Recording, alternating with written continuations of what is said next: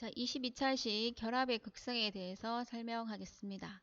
자, 극성을 알려면 전기음성도를 알아야 되는데요. 자, 전기음성도 공유결합을 형성한 두 원자가 공유결합을 한다고 가정을 하고요. 두 원자가 공유 전자쌍을 끌어당기는 힘의 크기를 상대적으로 비교한 값이고요. F의 전기 음성도를 4로 정했고요. 그 다음 이 값을 기준으로 다른 원소들의 전기 음성도를 정했는데요. F가 가장 큽니다. 자, 그래서 F가 만약에 공유 결합을 했을 때는 항상 마이너스 전화를 뜰 수밖에 없죠. 왜? 전자를 가장 잘 당기니까, 좋아하니까. 자, 그 다음에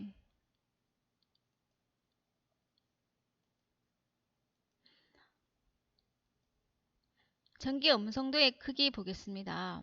자, 원자의 크기가 작을수록, 자, 크기가 작고 원자핵의 전하량이 크면 전자를 잘 당기겠죠. 전자쌍을 잘 당기겠죠. 그렇다면 전기 음성도가 커집니다.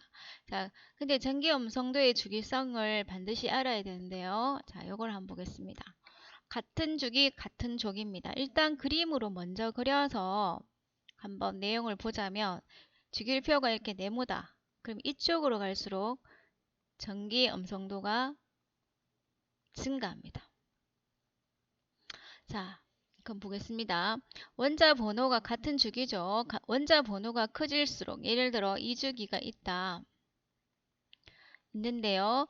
전기 음성도가 대체로 커집니다. 이쪽으로 갈수록. 왜냐하면 원자 반지름이 작아지죠. 자, 원자 반지름은 이렇습니다. 그죠? 그 다음에 유효핵 전하는 이렇게 되겠죠. 증가하기 때문에 원자핵과 공유 전자쌍 사이에 인력이 증가하기 때문에 전기 음성도가 커집니다.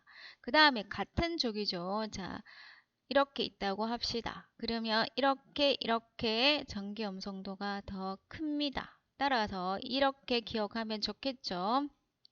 감소한다. 마찬가지 같은 이유입니다. 원자 반지름이 이쪽으로 갈수록 커집니다. 그죠? 반지름은 이렇게 커지고요. 그러면 원자핵과 공유 전자쌍 사이에 인력이 작아지겠죠. 왜냐하면 거리가 멀어지니까. 따라서 자, 전기 음성도는 이 위치로 갈수록 커진다. 이걸 기억하면 좋겠죠. 그리고 F가 4다. 라고 외워둡니다. 자, 전기 음성도를 이렇게 그림으로 보면요. 지금 여기 4가 있죠. 잘 봅니다. 특히 2주기 한번 보겠습니다. 자, 1, 1.5, 그 다음에 2, 2.5, 3 이렇게 가니까 0.5 차이죠. 자, 0.5 차이고요. 자, Cl도 3이고 질소도 3입니다. 그렇다고 해서 이 값이 차이가 완전 없어서 무극성 결합이라고 하면 안 됩니다. 이렇게 되어 있어요. 그럼 이런 분자가 있다. 그러면 얘는 극성 물질이 극성 결합이 있는 겁니다. 어쨌거나 종류가 다르면 차이는 있는데요.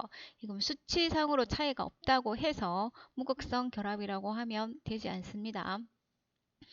자, 그 다음에 3주기 볼까요? 0.9, 1.2 대체적으로 지금 보면은 얼만큼 차이 나냐면 0.3만큼 대략 여기는 0.4죠. 여기 0.5지만 대략적으로 0.3.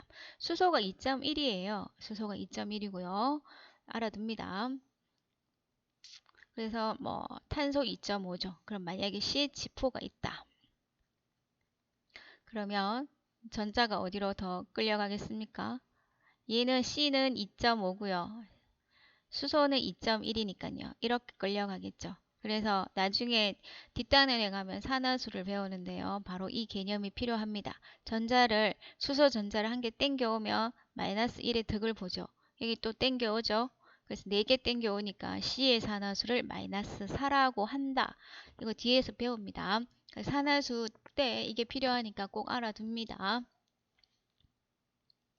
자, 그 다음에 결합의 극성과 쌍극자 모멘트죠. 자, 결합은 둘 사이의 문제예요. 둘 사이의 문제. 이게 뭔 말이냐 하면 CH4가 이렇게 있잖아요. 이게 결합을 물으면 그냥 요 둘 사이 이 전체를 묻는 게 아니고요. 요 둘 사이만 묻는 건데요. 자, 극성 공유 결합과 무극성 공유 결합과 극성 공유 결합이 있습니다. 종류가 같은 종류만 보면 됩니다. 종류가 같기 때문에 자, 어느 쪽으로도 전자가 치우치지 않습니다. 하지만 종류가 다르죠. 종류가 다른 그 종류만 보면 돼요. 그래서 한쪽으로 치우칠 수밖에 없어요. 얘 같은 경우는 CL이 전기 엄송도가 크기 때문에 이쪽으로 치우치고 이걸 델타 플러스 부분적 이런 의미입니다. 델타는 부분적으로 마이너스, 부분적으로 플러스 이 말이죠. 자, 쌍극자 모멘트는 결합의 극성 정도를 나타내는데요. 전하량만 가지고 하는 게 아니라 두 전자 사이의 거리의 곱으로 나타냅니다. 하지만 이걸 묻지는 않죠. 묻는다면 Q하고 R 데이터를 주겠죠. 자, 무극성 공유 결합 자체는 쌍극자 모멘트가 제로입니다. 왜냐하면 이 값이 제로이기 때문에. 자, 극성 공유 결합은 쌍극자 모멘트가 0이 아니겠죠. 이 값이 존재할 수밖에 없으니까. 그래서 쌍극자 모멘트 값이 절대값이 클수록 결합의 극성이 큽니다. 자, 쌍극자 모멘트의 표시는 이렇게 나타내고요. 자, 이렇게 나타낼 때 이 화살표 받는 쪽이 마이너스를 의미합니다. 자, 여기까지 마치겠습니다.